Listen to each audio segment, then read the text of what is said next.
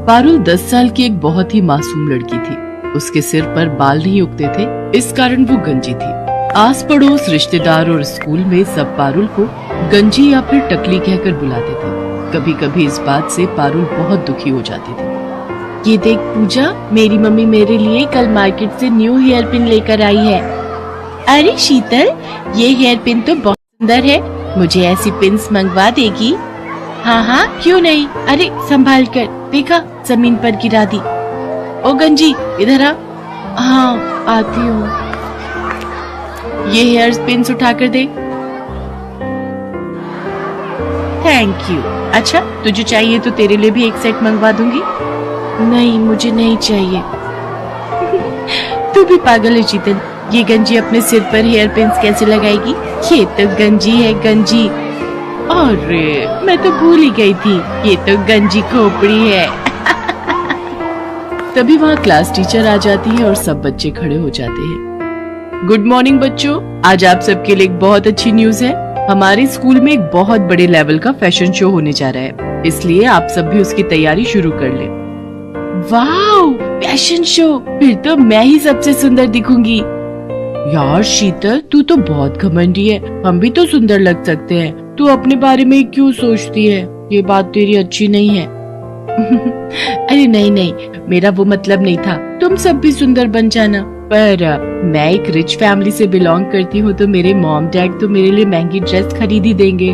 तेरे mummy papa तो job करते हैं ना, तो तेरे लिए इतनी महंगी ड्रेस नहीं खरीद पाएंगे।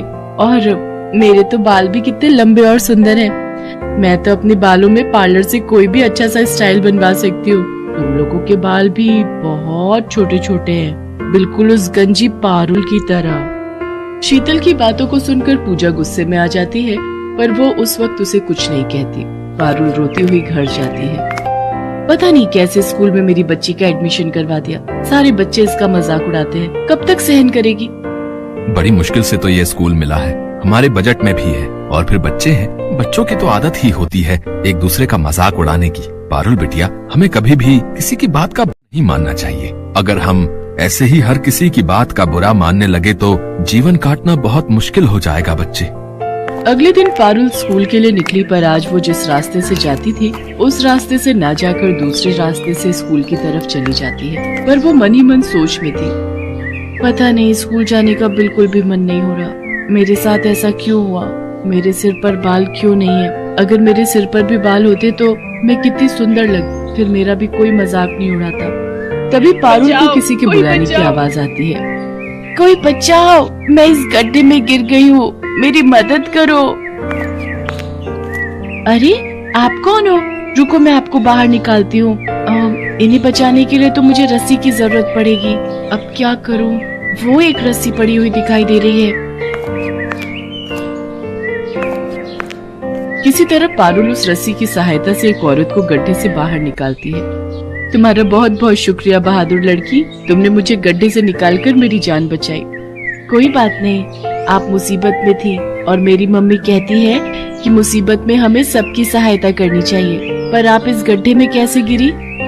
मेरा नाम सोफिया है, मैं एक जादूगरनी हूँ। मैं कल रात जब अपने घर वापस जा रही थी तो रात के अंधेरे में मुझे ये गड्ढा दिखाई नहीं दिया और मैं इस गड्ढे में गिर गई। अगर आप जादूगरनी हो तो आप इस गड्ढे से बाहर क्यों नहीं आ सके?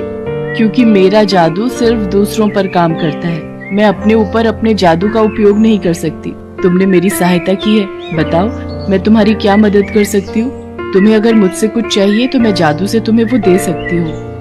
क्या आप जादू से कुछ भी दे सकती हो? हाँ बिल्कुल, तुम मुझसे जो भी मांगोगी और मेरे बस में होगा तो मैं अवश्य दूंगी। क्या आप मेरे सिर पर बाल उगा सकते हो? सब मुझे गंजी कहकर बहुत चिढ़ाते हैं। मेरे स्कूल में फैशन शो होने वाला है। बस इतनी सी बात, अभी लो। जादूगरनी छड़ी घुमाए, सिर पर लंबे बाल आ जाए। और देखते ही देखते पारुल के सिर पर लंबे और सुंदर बाल आ जाते हैं। अब वो गंजी नहीं थी। पारुल, तुम्हारे सिर पर असली बाल है, ये बात किसी को मत बताना। जब समय आएगा तो सबको खुद पता चल जाएगा। अभी तुम सबसे यही कहना कि तुमने बालों के लिए एक विग खरीदा है। अब तुम स्कूल जाओ और कभी भी मेरी जरूरत हो तो 3 बार मुझे आवाज लगाना, मैं तुम्हारे सामने आ जाऊंगी। थैंक यू जादूगरनी आंटी, आप बहुत अच्छी हो। पारुल के सिर पर बाल आ जाते हैं और वो बहुत खुश होती है। उसके बाद वो स्कूल जाती है और सबको यही कहती है कि उसने बालों में विग लगवाई है। इस पर सब बच्चे हंसने लगते हैं। विग लगाने से क्या होता है तो तू अभी भी गंजी ही ना। पारुल शीतल की बात का बुरा नहीं मानती। पारुल घर जाकर अपने मम्मी पापा को सारी सच्चाई बता देती है। कुछ दिन बाद फैशन शो था और वो बहुत सुंदर तैयार होकर फैशन शो के लिए स्कूल जाती है। शीतल ने भी महंगी ड्रेस और महंगा हेयर स्टाइल करवाया था। पूजा के मन में शीतल के लिए नफरत थी। पूजा उससे अपने अपमान का बदला लेना चाहती थी। शीतल बहुत घमंड करती है ना अपने बालों पर। आज मैं उसके बालों में ये गोंद चिपकाकर उसके सारे बाल खराब कर दूंगी ताकि वो फैशन शो में भाग ही न ले पाए। शीतल, तेरे बाल तो बहुत सुंदर लग रहे हैं, पर बालों में जो ऊपर पिन लगी हुई है ना, मैं उसको ठीक कर दूं? लग रहा है वो नीचे गिरने वाली है। कहाँ गिर रही है? जरा ठीक से लगा दे। पूजा जानबूझकर अपने हाथों में पकड़ी हुई गोंद की डिब्बी शीतल के बालों में गिरा देती है। ओह सॉरी शीतल, मेरे हाथ में तो गोंद की शीशी थी, तुम्हारे सारे बालों में गिर गई है। मुझसे गलती हो गई, मैंने ये जानबूझकर नहीं किया। पूजा, थोड़ी देर में फैशन शो स्टार्ट होने वाला है। तुमने मेरे सारे बाल खराब कर दिए। मेरे सारे बाल चिपक गए हैं। देखो मैं कितनी गंदी लग रही हूँ। अब मैं क्या करूँगी? शीतल रोने लगती है। सब बच्चे फैशन शो के लिए नीचे हॉल में पहुंच जाते हैं। शीतल क्लास में बिल्कुल अकेली बैठी थी। तभी पारुल वहाँ आ जाती है। उसे सारी बात पता चलती है। तुम चिंता मत करो, मैं अभी जादूगरनी आंटी को बुलाती हूँ, वो तुम्हारे बाल बिल्कुल ठीक कर देंगी। पारुल जादूगरनी को आवाज लगाती है और वो वहाँ आ जाती है। पारुल, शीतल ने तो हमेशा तुम्हारा मजाक उड़ाया है, फिर भी तुम इसकी मदद करना चाहती हो, पर इसके लिए एक शर्त है। अगर मैं शीतल के बाल ठीक करूंगी तो बदले में तुम्हें फिर से गंजा होना पड़ेगा। जादूगरनी आंटी, कोई बात नहीं, आप मुझे फिर से गंजा कर दो, पर मेरी दोस्त के बाल ठीक कर दो। शीतल पारुल की सारी बातें सुन रही थी। इसका मतलब पारुल के बाल असली हैं? इसने विग नहीं पहना? मैंने पारुल से कितनी नफरत की, उसका कितना मजाक उड़ाया, पर ये मेरे लिए फिर से गंजी होने को तैयार है। सचमुच मैं कितनी बुरी हूँ। पारुल कितनी अच्छी है। जादूगरनी आंटी, आप ऐसा कुछ मत करना। आप पारुल को फिर से गंजा मत करो। मैं फैशन शो में हिस्सा नहीं लूंगी। आप मेरे बाल ऐसे ही रहने दो। चिंता मत करो शीतल, मैं तो पारुल की परीक्षा ले रही थी।